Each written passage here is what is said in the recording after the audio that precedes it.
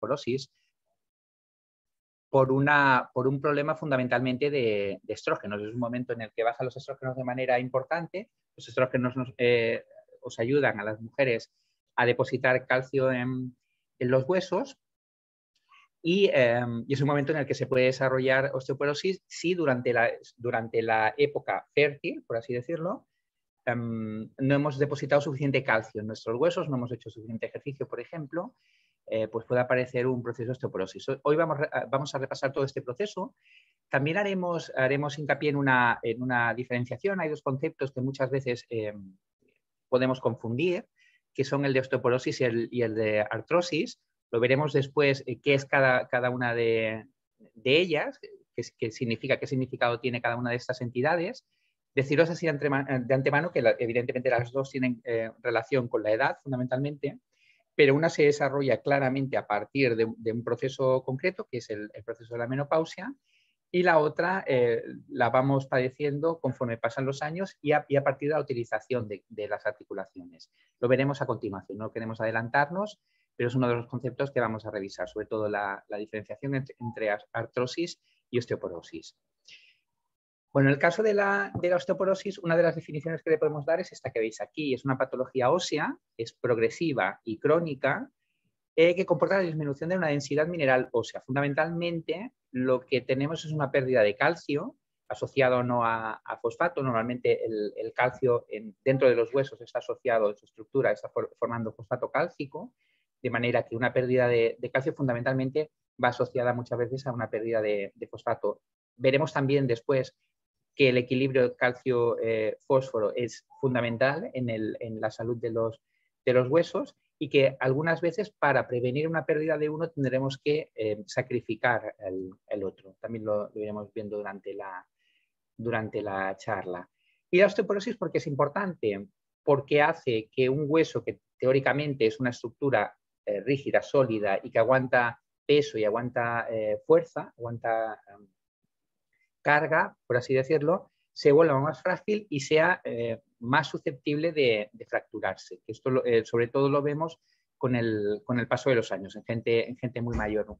Es muy típico la abuelita que ha padecido osteoporosis, por el proceso normal de ir cumpliendo años, y que ante una caída de muy poca carga, un traumatismo de muy poca carga, traumatismo que a cualquiera de las personas jóvenes no nos produciría ningún tipo de problema, pues ella se rompe la cadera, que es uno de los puntos más débiles debido a la osteoporosis, como comentábamos. Algunas cifras son estas que veis aquí. La densidad mineral ósea a los 16-18 años de edad en mujeres y a los 18-20 años en hombres ya tenemos hasta el 95% de la masa ósea máxima que vamos a tener en la edad adulta. El pico máximo suele producirse a los 30 años aproximadamente, 30 más menos 2. A los 40 años, o sea, entre los 30 y los 40 años hay un equilibrio más o menos, se establece un equilibrio de manera que ni ganamos ni perdemos. Y a partir de los 40 años, el remodelado óseo, es decir, lo que se va erosionando el hueso y el calcio que se va perdiendo, supera a la regeneración ósea, de manera que a partir de los 40 años aparece un proceso de declive en la masa, en la densidad mineral ósea, la cantidad de calcio o de fosfato que tenemos en los huesos, y podemos llegar, cuando este nivel es lo suficientemente bajo, lo veremos también en una de las siguientes diapositivas, podemos llegar a la definición de osteoporosis, que sería una cantidad de calcio, de depósito de calcio, una densidad mineral ósea lo suficientemente baja como para aumentar el riesgo de fractura de manera importante. Hasta un 60-80% de la densidad mineral ósea está marcada por la genética y la herencia, es decir, de personas sin osteoporosis suelen aparecer mayoritariamente hijos con menor tendencia a la osteoporosis, pero entre un 20 y un 40% restante de la densidad mineral ósea está muy influenciada sobre todo por la alimentación. Sabéis que deberíamos evitar las bebidas azucaradas, por ejemplo, el café, el tabaco también suponen una disminución en la densidad mineral ósea, sobre todo el tabaco. El ejercicio físico, como veremos después, aumenta también la densidad mineral ósea y esto, pues, entre un 20 y un 40% de densidad mineral ósea está muy influenciada por lo que vamos a hacer con nuestro cuerpo, con nuestros huesos a lo largo de nuestra vida.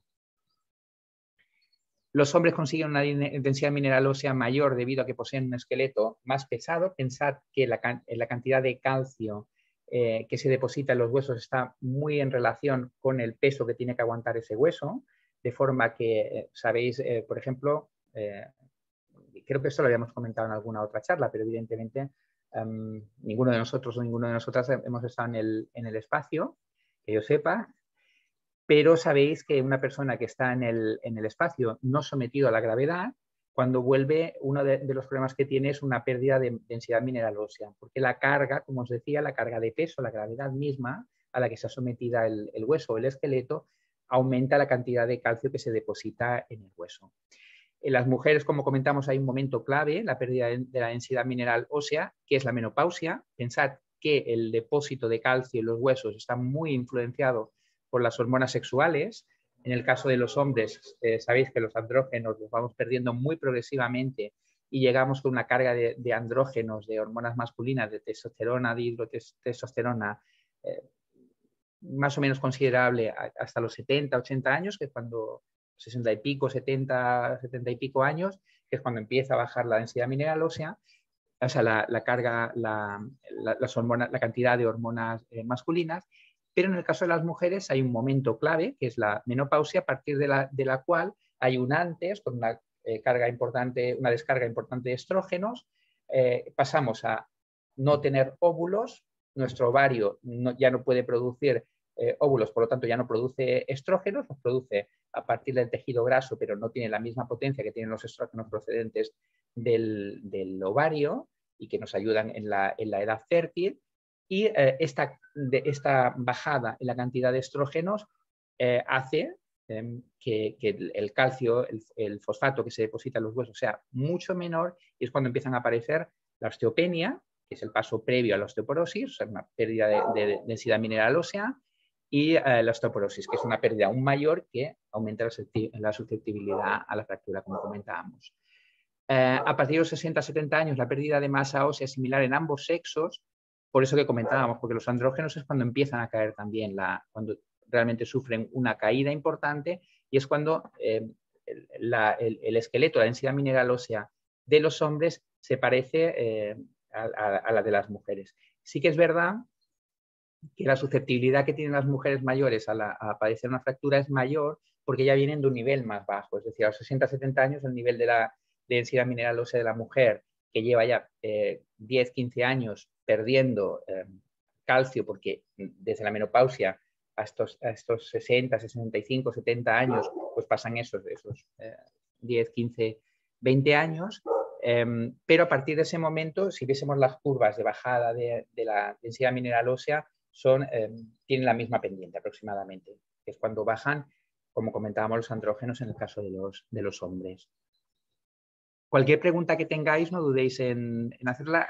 Hay algunos conceptos, sobre todo el tema hormonal, que a veces pueden resultar un poco complejos de entender, pero no tengáis ningún problema en preguntarme lo que creáis que no queda claro, y nos paramos el tiempo que sea necesario y lo comentamos. Los criterios diagnósticos en relación con la densidad mineral ósea son estos que veis aquí. Lo que hacemos es una comparación con la mujer joven, con la máxima cantidad de calcio, es decir, con mujeres de 30-35 años, que es cuando tienen el pico máximo. Entonces, cuando lo comparamos, es un proceso estadístico. Cuando hacemos una comparación, la diferencia entre ese valor y el valor que tiene la mujer que tenemos delante, la paciente que tenemos delante, se miden desviaciones estándar. Es decir, es una diferencia, una distancia con respecto a una media establecida. Entonces, es lógico que la mujer con 50, 55 años tenga un valor negativo de desviación estándar, porque ya está en el declive. Es decir, si partimos de que el punto máximo en la cantidad de calcio, los huesos en la vida está sobre los 30-35 años, una persona con 50 años, por definición, sin contar la menopausia, o sea, contemos una mujer con 48, 49 años, no ha tenido todavía la menopausia, pero claro, lleva 17, 18 años perdiendo densidad mineral ósea, sobre todo 7, 8 años a partir de los 40, que es cuando se pierde de manera significativa. Por lo tanto, el valor que veis aquí, el valor va a ser negativo. De ahí que sea menos una desviación estándar. Es un valor negativo por esa razón, porque lo estamos comparando con la mujer en plenitud, con la cantidad máxima de calcio que tendrá una mujer en su vida. Bueno, pues cuando el valor de la mujer que tenemos delante queda entre menos una desviación estándar y menos 2,4 desviaciones estándar, definimos ese tramo como osteopenia, es decir, disminución en la cantidad de densidad mineral ósea, de calcio y fosfato en los huesos, pero no osteoporosis. Esto es importante sobre todo a nivel médico, porque veréis que nosotros lo que hacemos con respecto a la medicación no damos lo mismo para una osteopenia, que solemos dar calcio y vitamina D fundamentalmente, que para una osteoporosis. Una osteoporosis ya la densidad mineral ósea es lo suficientemente baja como para que el riesgo de fractura sea bastante alto y aquí tengamos que dar algún otro tipo de medicamento, que es algún medicamento que evite esa resorción, esa eliminación del calcio en los huesos. Esa sería un poco la diferencia a nivel médico. A partir de, o sea, si tenéis una densitometría, veréis que hay unos valores. Si el valor es inferior a menos 2,4, es decir, menos 2,7, menos 2,8, menos 3,5, ahí hablaríamos ya de osteoporosis. Y ahí, además del calcio y la vitamina D que hemos comentado, tendríamos que dar algo que evitase la resorción del hueso. Hablamos de osteoporosis secundaria cuando no es debida únicamente al propio proceso de envejecimiento o de ganancia de años, sino cuando aparece esta pérdida de densidad mineral ósea, por ejemplo, secundaria a que hayamos tomado determinados medicamentos que lo que hacen es que disminuyen la cantidad de calcio que se deposita en los huesos. Un ejemplo típico, los corticoides. Lo sabréis, por ejemplo, que las personas con asma, por ejemplo, o las personas que han tenido alguna enfermedad reumatológica, a esta edad una espondilitis anquilosante, una artritis reumatoide, quizás en mujeres mayores, ¿no? Pero un lupus, por ejemplo, pues todas las personas que han estado sometidas a tratamiento con corticoides, el corticoide lo que hace es que disminuye la cantidad de calcio que se deposita en los huesos y aumenta la eliminación de ese calcio dentro de los huesos. Por lo tanto, alguien que haya tomado corticoides de manera crónica va a padecer una osteopenia o una osteoporosis antes que una persona que no lo haya padecido por este motivo. En ese caso hablaríamos de osteoporosis secundaria porque hay una causa clara que no es puramente el envejecimiento. En el metabolismo normal, en el metabolismo óseo normal, sabemos que sobre todo forman parte o los minerales que están más implicados y son los que realmente modulamos y sobre los que actúan el resto de elementos son fundamentalmente el calcio y el fósforo. Y sobre ellos actúa sobre todo la vitamina D, quizás es la más importante porque es la que regula junto a la paratohormona, que es una hormona producida por las paratiroides, por las glándulas, por unas glándulas chiquititas que tenemos por aquí, por detrás de la glándula tiroides. Pues como os decía, tanto la vitamina D como la paratohormona, la hormona paratiroidea, son las que controlan toda la cantidad de calcio que se deposita en los huesos y el que recogemos para meterlo, para llevarlo a otro lugar. Y aquí pueden estar implicadas también vitaminas como la A, la C y la E fundamentalmente, que son antioxidantes. Pensad que cualquier proceso de degeneración hay una oxidación detrás. La vitamina K se ha visto claramente asociada en los procesos de coagulación.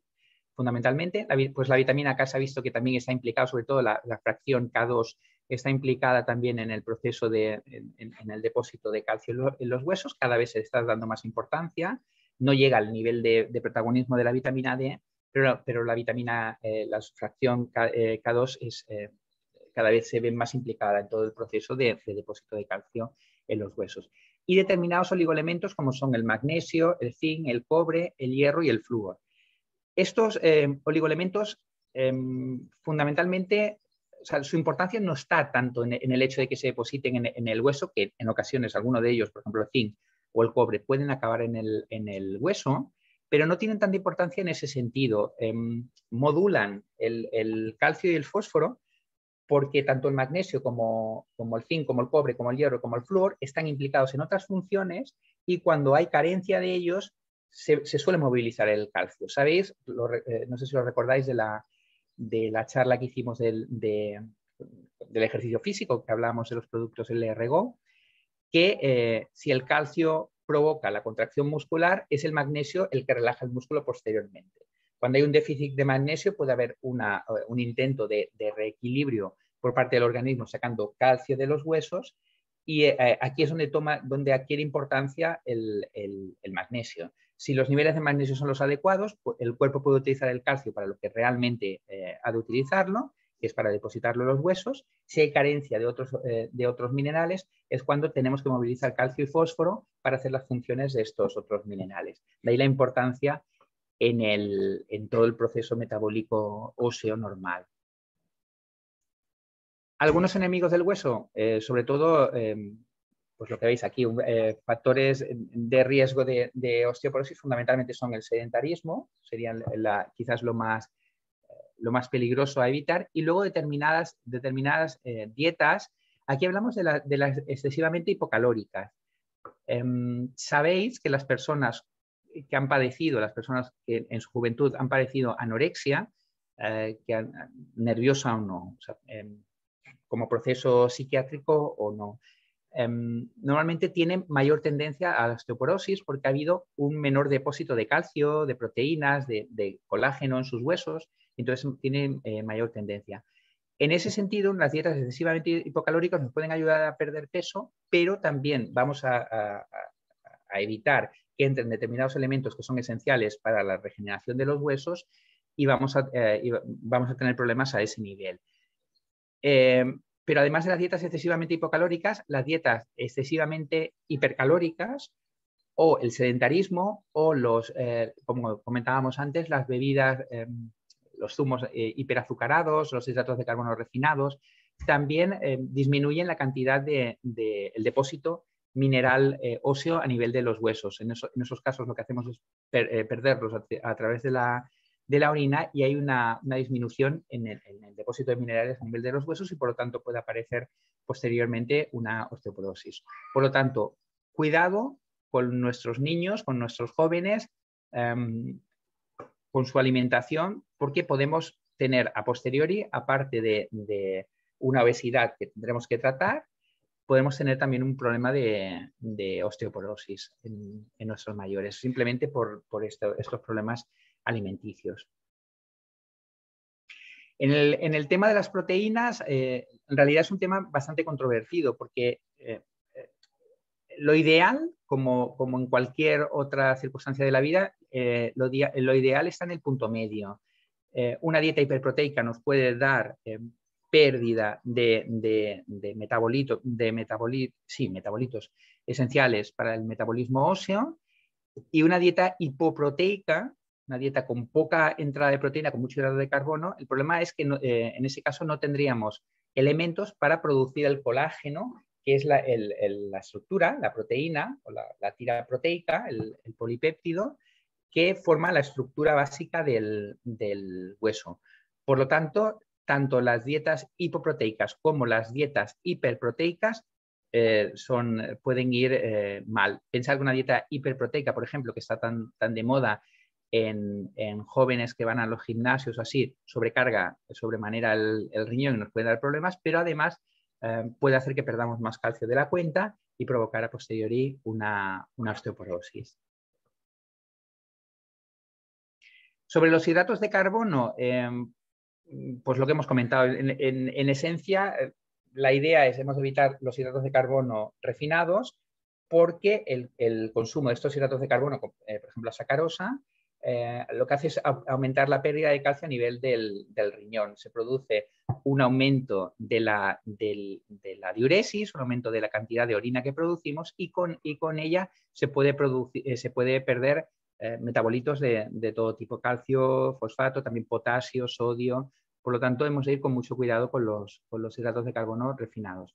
En el caso de la grasa saturada, si metemos mucha cantidad, como hay un exceso, esta grasa se va asociando a diferentes metabolitos también y se los lleva con ella. Es decir, cuando luego los eliminamos a nivel intestinal, con las deposiciones, puede quelar. El concepto quelar sería llevarse secuestrado algunos de los minerales que son tan esenciales para no solo en el caso de los huesos, prácticamente para para cualquier función corporal.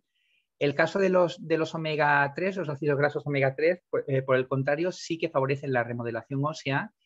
La remodelación ósea, pensad que es sería un proceso por el cual un hueso deteriorado, un hueso sobrecargado, un hueso cuyas láminas se han movilizado y ya no aguantan tanto el peso, pues hay unas células que son los osteoclastos que lo que hacen es limpiar ese hueso y regeneran hueso nuevo, o sea, lo reestructuran. Lo mismo que haríamos con la reestructura, con la regeneración, me sale, de un edificio, con la restauración, perdón, de un edificio. Lo que hacemos es eliminar todas las estructuras que están deterioradas y reforzarlas de alguna manera. Eso sería el proceso de remodelación ósea, de regeneración ósea. Y en este sentido, los ácidos grasos omega 3 son fundamentales.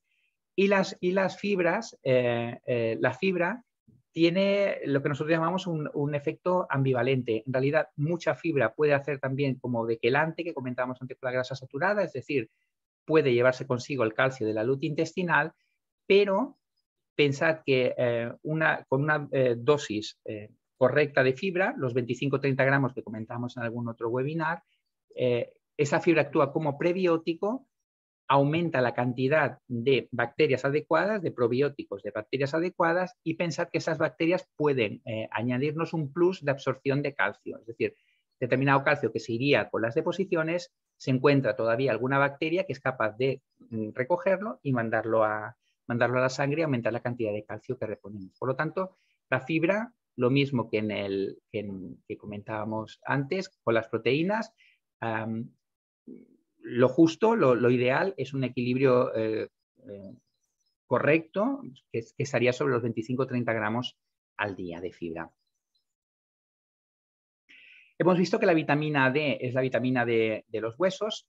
He de deciros, bueno, lo hemos comentado antes, que hay una hormona, la parotormona, la hormona paratiroidea, que también está muy implicada, que sería, en ese sentido, son las dos moléculas que controlan un poco la cantidad del depósito de calcio y de fosfato en los huesos.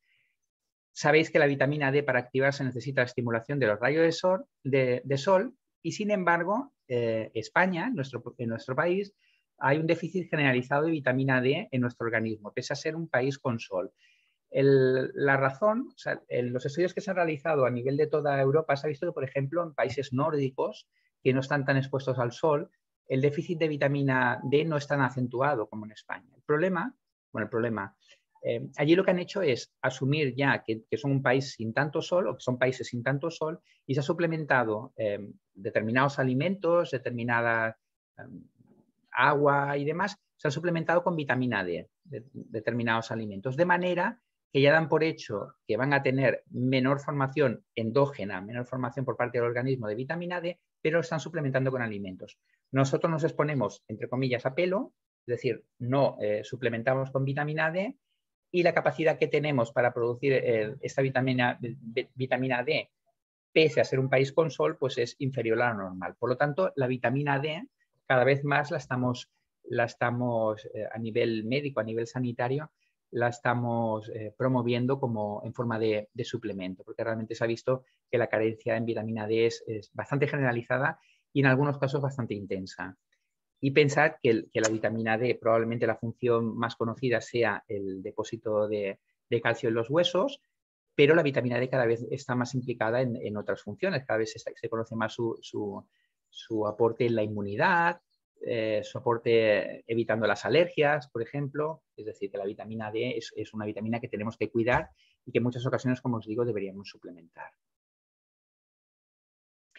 El resto de vitaminas, hay algunas que tienen una función más evidente, otras no tanto. Como os comentaba, la fracción 2 de la vitamina K también tiene un efecto favorecedor sobre la formación de la masa ósea.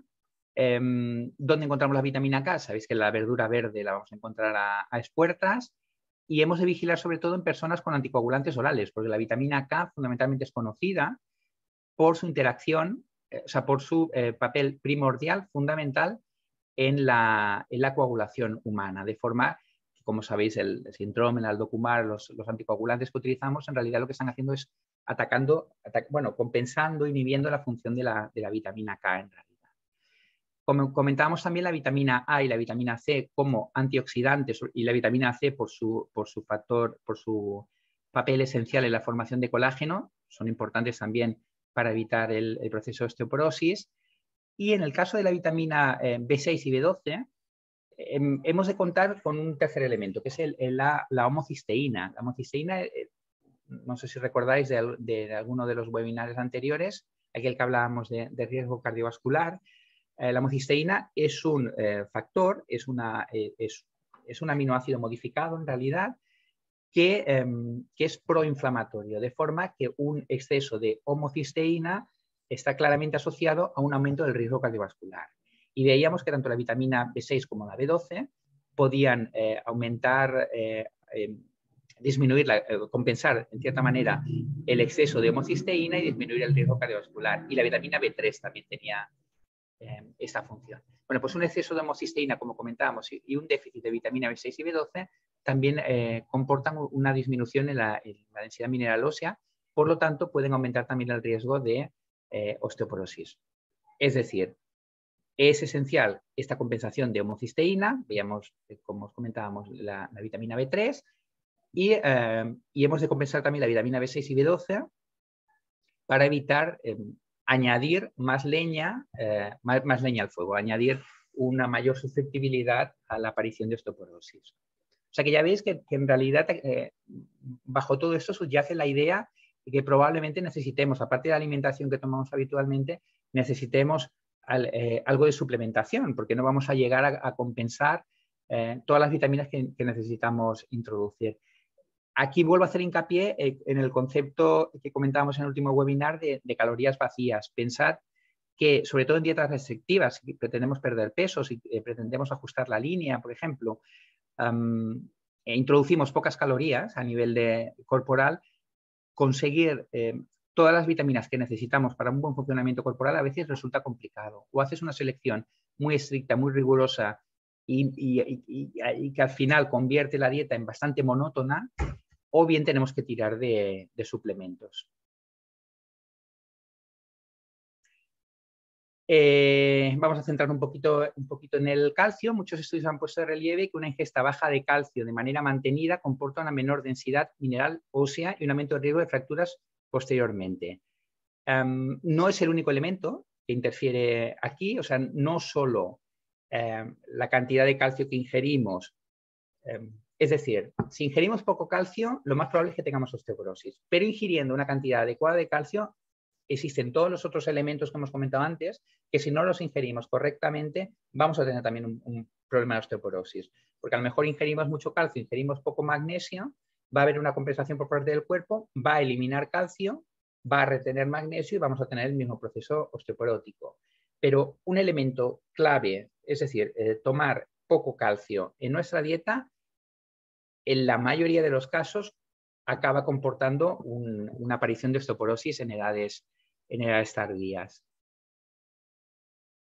Por cada 10% que aumentemos la densidad mineral ósea, conseguimos disminuir un 50% de riesgo de fractura en la edad adulta. Esto es fundamental, sobre todo en niveles, con niveles de densidad mineral ósea muy bajitos, porque tampoco tenemos que hacer ninguna maravilla, el esfuerzo tampoco tiene que ser tan sobrehumano, y simplemente aumentando un poquito la densidad mineral ósea, el riesgo de fractura, es decir, simplificando mucho la idea, la torta que tenemos que pegarnos contra el cuerpo para que se nos rompa el hueso va a tener que ser bastante mayor, simplemente por el hecho de haber aumentado un poquito más la densidad mineral ósea. Pensad que la idea de osteoporosis, en realidad la idea que tenemos todos en mente es susceptibilidad. Si yo me caigo, ¿qué probabilidad hay que me rompa un hueso ante una caída? O sea, diferentes personas con la misma caída, ¿cuáles de ellas se van a romper el hueso? Pues ese sería un poco el concepto de osteoporosis. Las personas con osteoporosis serán las que serán más susceptibles, las que son es más probable que acaben padeciendo la fractura. El calcio fundamentalmente lo encontramos en los huesos, pero pensad que hasta el 99% del calcio se encuentra en los huesos, pero el 1% que tenemos en el resto del cuerpo es fundamental, de manera que tanto una hipercalcemia, es decir, un exceso de calcio circulando por la sangre como una hipocalcemia, déficit de calcio circulando por la sangre, no han de alejarse demasiado del nivel normal para suponer una urgencia médica vital. Es decir, una hipocalcemia te puede llevar perfectamente a la muerte, dependiendo de la hipocalcemia, evidentemente, ¿no? Y una hipercalcemia exactamente igual, porque está implicado en la contracción muscular, como comentábamos. Y el corazón no deja de ser un músculo. Por lo tanto, sí que es verdad que la mayoría del calcio está en los huesos, que solo el 1% está fuera de los huesos, pero este 1% es esencial. Por lo tanto, hemos de cuidar ese calcio, tanto el calcio que hemos ingerido, como que la vitamina D esté en niveles normales o adecuados, y la paratormona, que sobre ella podemos actuar muy poquito en realidad, sobre la paratormona, también estén en niveles adecuados. Os animo sobre todo a vigilar los niveles de vitamina D por esta razón. Si hay un déficit de vitamina D y por lo que sea se modifica la cantidad de calcio que tenemos circulando en el cuerpo, esto nos puede dar problemas vitales serios en algunos casos. O sea, que hemos de vigilarlo. Diversos estudios demuestran que la ingesta de calcio por parte de la población es inferior a la necesaria. Sobre todo esto se ve más en etapas tardías, en las que la alimentación suele simplificarse muchísimo. La gente, sobre todo gente mayor que vive sola o que tiene problemas con pobreza energética, por ejemplo, o tiene problemas a la hora de abastecerse de alimentos frescos y demás, suele ingerir menos calcio y pueden aparecer todos estos problemas, se pueden agravar. Entonces, en estos casos sí que probablemente resulte interesante aportar algún tipo de suplemento. Pensad que el consumo de lácteos diario recomendado son de 3 a 4 dosis al día, 3-4 vasos de leche al día o 3 o 4 porciones de queso. Bueno, hay gente que se las come, que entre ese calcio a nivel de pescado, por ejemplo. Hay gente que se lo come, pero en muchas ocasiones hemos de aportarlo a través de suplementos. Se sabe también que tomar calcio aumenta la cantidad de este a nivel de los huesos, pero si además entra con vitamina D, es decir, si en la misma ingesta introducimos calcio y vitamina D, ese calcio se absorbe en mayor medida y acaba de manera mucho más probable en los huesos. Por lo tanto, el riesgo de fractura de cadera, que es el prototipo de la fractura debido a osteoporosis, se reduce hasta en un 28%. Es decir, ¿es importante tomar calcio? Sí. Pero es más importante o más aconsejable que además de ese calcio, o sea, que ese calcio entre conjuntamente con la vitamina D. El fósforo sería el hermano gemelo del calcio en ese sentido.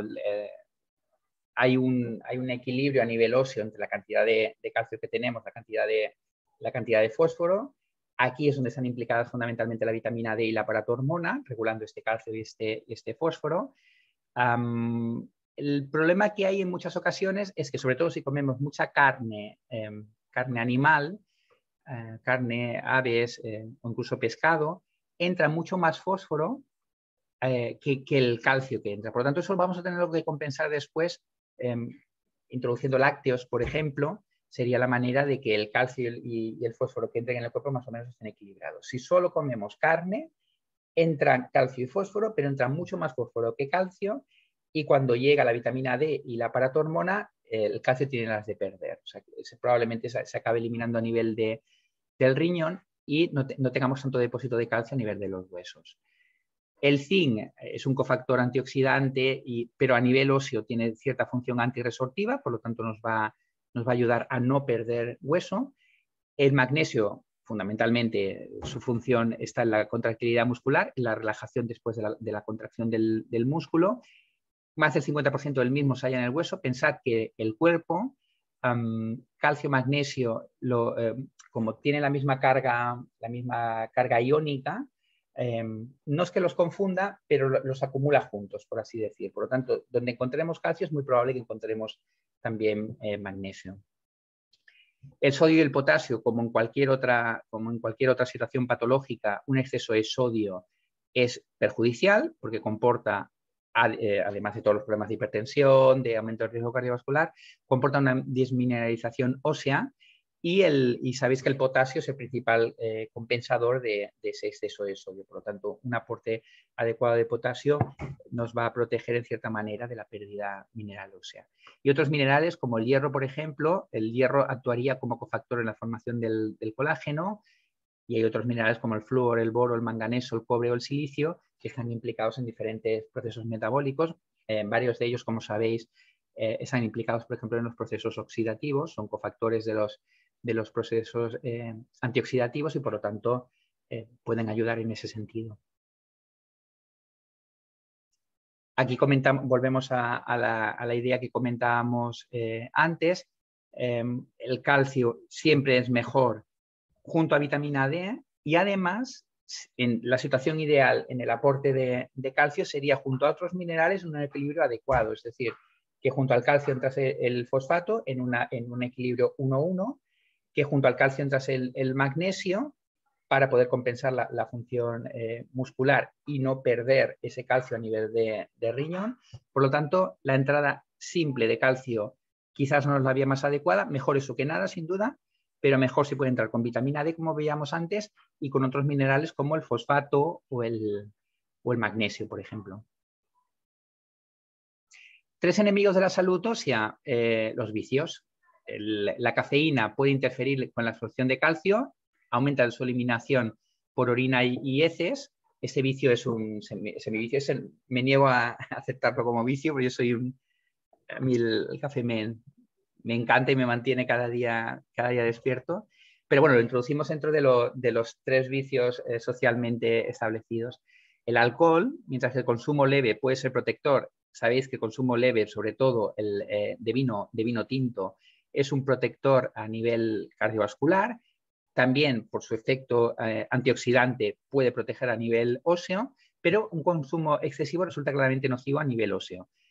Fundamentalmente porque hay un aumento de la diuresis y con él orinamos más y con él se pierden minerales a nivel por vía renal.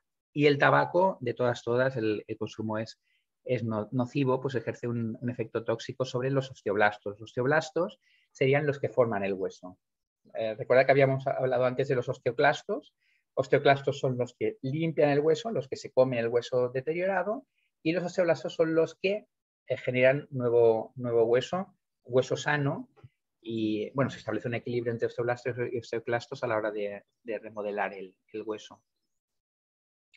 Y 2 amigos de la salud ósea, los antioxidantes, en especial algunos derivados de las xantinas, que son carotenoides, o sea, derivados de la vitamina A, y luego el ejercicio físico, que veremos después que en el proceso de depósito de calcio en los huesos, el ejercicio físico es fundamental, es el secreto, es el gran secreto para tener unos huesos fuertes, es el ejercicio físico, además de un aporte adecuado de minerales, como comentábamos, pero el ejercicio físico es quizás el secreto mejor guardado del organismo para tener una salud ósea adecuada.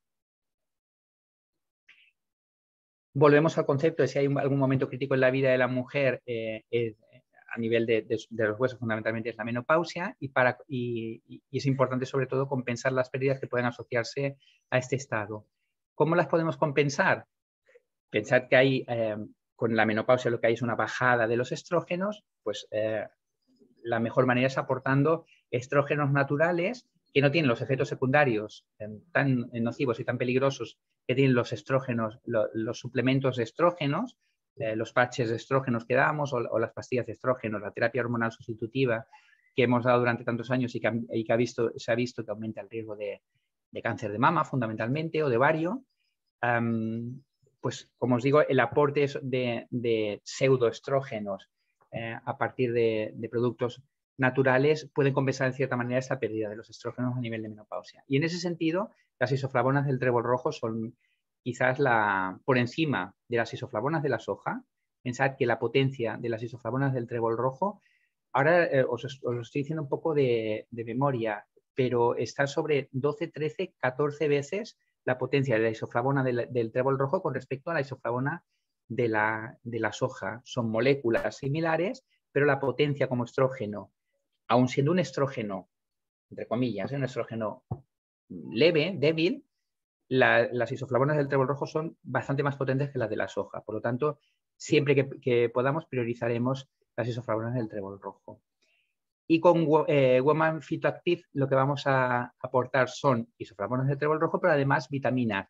La D, que hemos visto que era esencial, el calcio, que hemos visto que es esencial, y la vitamina C, que veíamos antes, que como antioxidante no tiene rival, quizás la vitamina E, y a la hora de formar colágeno, que es la base, la matriz del hueso, la vitamina C es esencial también. Y aquí hemos llegado a un punto que resulta importante y resulta interesante, una de las cosas que hemos comentado al principio de todo. Hay dos conceptos que muchas veces se confunden, que es el concepto artrosis y el concepto osteoporosis. Nosotros en la consulta lo que solemos ver es gente que está convencida que padece de osteoporosis porque nota dolor en las rodillas. Vamos a ver, la artrosis en realidad es un proceso degenerativo, son articulación, hueso contra hueso. Pensad que los huesos están cubiertos de cartílago, pues es hueso contra hueso que van rozando a lo largo de la vida dentro de la articulación. Vale, pues este cartílago se va degenerando y aparece la artrosis, que sería el desgaste de esa articulación, la deformación de esa articulación, el desgaste, el proceso degenerativo. Eso lo vamos a tener todas las personas por el hecho de utilizar las articulaciones de manera mantenida. Es decir, yo en el trabajo tiro del ordenador, me levanto a explorar y demás, pero tiro del ordenador, estoy prácticamente todo el día con el ordenador. Es muy probable que acabe desarrollando artrosis a nivel de las articulaciones de los dedos, que son las que voy moviendo, sobre todo el pulgar. Es bastante típica la artrosis de esta articulación, no sé si la veis, la artrosis de esta articulación del pulgar es bastante típica. Vale, pues la artrosis sería proceso degenerativo asociado a la edad. La artrosis duele porque cuando se pierde el cartílago, choca hueso contra hueso, el cartílago no tiene terminaciones nerviosas, pero el hueso sí. De manera que si choca hueso contra hueso nos va a doler. O si sobrecargamos hueso contra hueso nos va a doler. Por tanto, la artrosis, por definición, duele. La osteoporosis no tiene nada que ver con las articulaciones. En realidad, la osteoporosis es la cantidad de calcio que tenemos dentro de los huesos y que nos va a decir un poco cómo la susceptibilidad, nos va a indicar un poco la susceptibilidad que tiene ese hueso a la hora de romperse. Es decir, el hueso en realidad sería como una tiza de cuando nosotros, no las que hay ahora, como las tizas de aquel yeso aquel que había cuando nosotros éramos pequeños y nos hacían salir a la pizarra. Cuanto más débil sea la estructura de la tiza, más fácil será romperlo. Eso sería un poco, o sea, la debilidad esa está marcada por la cantidad de minerales que hay en su interior. Es decir, menos calcio va a hacer una tiza más frágil, por lo tanto va a ser más fácil que se rompa. La osteoporosis, como decíamos, es la cantidad de minerales, la densidad mineral ósea que hay dentro del hueso. La osteoporosis, por definición, no duele, salvo que haya fractura, pero entonces ya hablamos de una fractura, no hablamos de osteoporosis puramente, hablamos de osteoporosis con fractura. Si no hay fractura, la cantidad de calcio que tenemos dentro de los huesos no duele, aunque tengamos poca. ¿Vale? Entonces, esto sí que es un concepto que lo ves en la consulta, que la gente está convencida que tiene, hágame una densitometría porque me duelen las rodillas. Son dos conceptos que no tienen nada que ver. Me duelen las rodillas, probablemente sea artrosis, hágame una densitometría para ver si tengo osteoporosis, vale, pero no tiene nada que ver con el dolor. Esto sí que es un concepto importante. En cualquier caso, en la charla de hoy vamos a hablar de un par de productos, vamos a hablar del Active Freedom, que no estaría indicado en caso de osteoporosis, sino específicamente en caso de artrosis, de desgaste de las articulaciones. Como sabéis, el Active Freedom en cápsulas contiene sulfato de glucosamina, sulfato de condroitina, gluconato de magnesio, que serían elementos que están implicados en la regeneración del cartílago articular. Es decir, lo que pretendemos es mantener ese cartílago articular de manera que no se degrade, si es posible que no se degrade, y que entonces, porque si se degrada, hueso contra hueso chocarán, nos dolerán y se degenerará, se deformará la articulación. ¿Vale? Lo hemos introducido un poco porque son dos conceptos que la gente asimila, en realidad son muy diferentes, y bueno, la prevención de la osteoporosis iría más por la vía del calcio, fosfato, vitamina D, ejercicio físico, una dieta adecuada, La protección con respecto a la artrosis iría también por el ejercicio físico, por la disminución de peso, pero a nivel molecular, pues por moléculas como estas que veis aquí, sulfato-glucosamina, condroitina o sulfato-condroitina o gluconato de magnesio. Aquí no tiene tanta importancia el calcio. En este caso, en el caso de la artrosis, no tiene tanta importancia el calcio. De hecho, muchas articulaciones artrósicas degeneradas tienen en su interior, o sea, no sé si os habéis encontrado alguna vez con una articulación degenerada, alguna rodilla degenerada o así, veréis que muchas de ellas a los lados tienen como pequeños piquitos. En realidad son desgastes, deformaciones de los huesos que en realidad son depósitos de calcio. Pero no es un calcio que nos vaya a aumentar la densidad mineral ósea, no tiene nada que ver. O sea, nosotros podemos tener exceso de calcio a nivel de articulaciones, pero donde tiene que estar, que es dentro del hueso, tener un déficit. O sea, son dos conceptos que no tienen relación uno con otro. Y la única asociación que podemos encontrar es que con la edad aparecen las dos cosas, tanto artrosis como osteoporosis. Y sabéis que el Active Freedom también hay en Drinking Gel. Los compuestos serían también sulfato de glucosamina, sulfato de condroitina y algunos antioxidantes, vitamina C, vitamina E, que serían los más adecuados para evitar la degeneración a nivel articular, artrosis. Y la fórmula secreta para conseguir unos huesos fuertes, yo creo que está en el ejercicio físico regular. Es esencial. La razón está, lo que comentábamos antes de no estar sometidos a la gravedad, ¿no? Hacemos un viaje a la Luna, que probablemente nuestros nietos o nuestros bisnietos podrán hacerlo. Hacemos un viaje a la Luna, no estamos sometidos a la gravedad, pues no va a haber depósito de calcio a nivel de los huesos y se va a generar una osteoporosis. Para asegurarnos, para evitar la osteoporosis, aparte de los elementos que hemos comentado, vitamina D, calcio, fosfato, magnesio, el ejercicio físico es fundamental. Y aquí volvemos a los productos LRGO, porque algunos de ellos, aparte de prepararnos para el ejercicio físico, aportan algunos de los elementos que hemos comentado. Por ejemplo, el LRGO antes del ejercicio, recordad que tenía como cofactores la vitamina B1, B5, B6, B8, B9 y B12, eran esenciales a la hora de obtener energía. A nivel de hueso tienen menor importancia. La B6 y la B12 hemos visto antes que podían compensar la homocisteína, por lo tanto, un nivel adecuado de B6 y B12 disminuye la pérdida de mineral ósea, pero aquí las estamos tratando sobre todo por su utilidad a nivel del ejercicio físico. Antioxidantes, los antioxidantes para lo que sea nos va a venir bien para el ejercicio físico, bien para los procesos memorísticos, para función neuronal, bien para la degradación, para evitar la osteoporosis, para evitar la artrosis, para evitar cualquier proceso degenerativo. Y el LRGO pre-ejercicio, como sabéis, es rico en vitamina C y vitamina E, que son dos potentes antioxidantes. Minerales en el pre-ejercicio, lo que vamos a encontrar son calcio, magnesio y fósforo, que hemos visto que están implicados, calcio y fósforo claramente implicados en el metabolismo de los huesos. Magnesio importante para compensar y que el calcio que entre,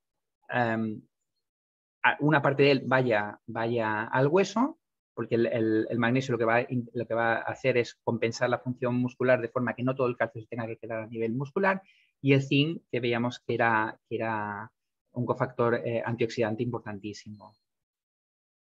Como aminoácidos en el preejercicio, pues tenemos la arginina, la carnitina. Aquí quizás el más importante es la carnitina. La carnitina, recordad que es un cofactor a nivel de las mitocondrias, de donde se produce en la oxidación dentro de la célula, donde se produce la energía, pues la carnitina es un cofactor fundamental. Y en el LRGO teníamos también el ginkgo biloba, que recordad que tenía una acción vasodilatadora, de manera que cuando necesitábamos más energía, más sangre a nivel de los músculos, conseguíamos este aumento de circulación a nivel muscular a partir del ginkgo biloba. Aparte, el ginkgo biloba es un potente antioxidante que también nos puede venir muy bien. Y recordad también la función neuroprotectora que tiene el ginkgo biloba.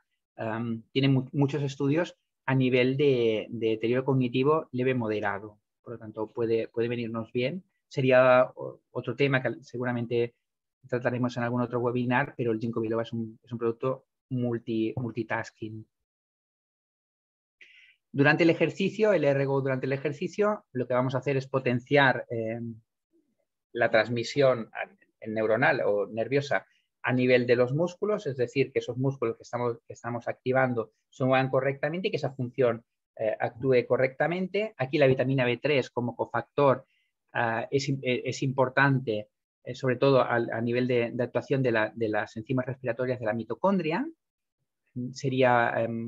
Es el lugar, como comentábamos antes, es el lugar donde se obtiene al final la energía que va a facilitar la contracción muscular.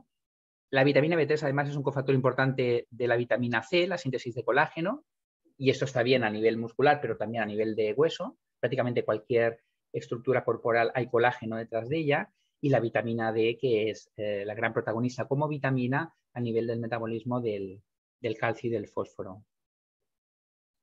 Minerales adecuados en el LRGO durante el ejercicio teníamos parte del calcio y el magnesio, por la contracción y relajación muscular que comentábamos, estaba el hierro, porque el hierro ayudaba a la mioglobina, que es un cofactor dentro de la mioglobina. La mioglobina sería una proteína similar a la hemoglobina que lleva la cantidad que lleva asociada al hierro, el oxígeno a los tejidos. Por lo tanto, el hierro en ese sentido, en esta función es fundamental en este momento. Y tres elementos diferenciadores de esta fase teníamos la taurina, que es un aminoácido sedante, es un aminoácido precursor del ácido gamma aminobutírico, que es uno de los sedantes corporales, la acerola como potentísimo antioxidante y la curcumina como antiinflamatorio, como potente antioxidante y como antiinflamatorio. Y finalmente, para después del ejercicio, toca regenerar las fibras musculares, toca restablecer, reequilibrar el ambiente oxidado. Por lo tanto, lo que vamos a atender fundamentalmente son vitaminas antioxidantes. Entre los minerales destacan el magnesio y el zinc, sobre todo el zinc, cofactor importante en el proceso antioxidativo. Con respecto a la vitamina B, volvemos a ver la vitamina B12, que esta es esencial, veíamos antes en todo el proceso regenerativo, todo el proceso antioxidativo, y también a la hora de mantener la cantidad de calcio, la densidad mineral ósea a nivel de los huesos. La vitamina B12 fundamentalmente está implicada prácticamente en la regeneración celular a cualquier nivel, a nivel de huesos, por regeneración sobre todo de los osteoblastos. A nivel de la anemia es fundamental también a la hora de regenerar las células rojas, los glóbulos rojos, en la producción de glóbulos blancos también. O sea, en cualquier proceso que requiera una regeneración celular, la vitamina B12 está, y el ácido fólico es un cofactor importante también en todas estas funciones. Son vitaminas esenciales en todas estas funciones. Y tenemos la glutamina, que sería un aminoácido también sedante, junto a la taurina, y la inulina, cuya importancia sobre todo está en el hecho de que es un hidrato de carbono de cadena larga que actúa como prebiótico, es fibra pura. Es fibra adecuada además para conseguir una flora intestinal adecuada y por lo tanto nos va a venir de perlas. Va muy bien para ir al baño, pero además va muy bien para restablecer las bacterias adecuadas a nivel intestinal. Y creo que ya estamos. No sé si tenéis alguna pregunta que queráis que comentemos. Muchísimas gracias, Paco. Creo que tenemos una pregunta, desde luego, o varias. Voy a ello. A ver, aquí está el chat. Dice Ana que ha probado los productos LRGO, el 1 y el 2 le van fenomenal, pero cuando se ha tomado el 3 se le ha hinchado el vientre y le produce dolor y gases. ¿Eso a qué se puede deber? La inulina. Probablemente la inulina como fibra pura que es, puede producir este efecto. Yo lo que recomendaría es o tomar menor cantidad, es decir, empezar con una cantidad menor, o hacerlo a través de inulina que obtenga de otro origen, comenzar con dosis bajitas e ir aumentando la cantidad de inulina. Hay gente que la fibra la tolera mal. La fibra, una vez la asimilamos dentro de nuestra dieta, nos ayuda a nivel intestinal porque además regenera las bacterias adecuadas. Pero meter fibra en gran cantidad en un intestino no preparado, y además un intestino que probablemente la microbiota que tenga igual no es la más adecuada, lo que puede generar es esto, flatulencias, distensión abdominal, incluso diarrea y malestar intestinal. Lo más importante a la hora de introducir la fibra es hacerlo de manera progresiva. Yo creo que es la inulina probablemente. Muchas gracias, doctor. Y tenemos otra pregunta de Olga, que dice: buenas tardes, Paco, fantástica tu explicación. Quería preguntarte, no sé si lo dirás antes de acabar, pero encuentro que falta el ProBalance. No sé si es adecuado a los huesos, tanto para la artrosis como la osteoporosis.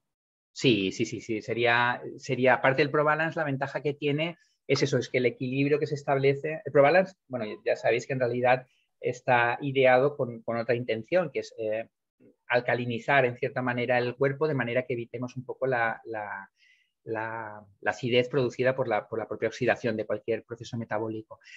Pero la ventaja que tiene el ProBalance fundamentalmente es que el equilibrio que hay entre cada uno de los iones es el adecuado. Es decir, no estamos metiendo mucho calcio y poco fósforo, o no estamos metiendo mucho magnesio y poco zinc, sino que está establecido de forma que el cuerpo lo asimile de manera fisiológica.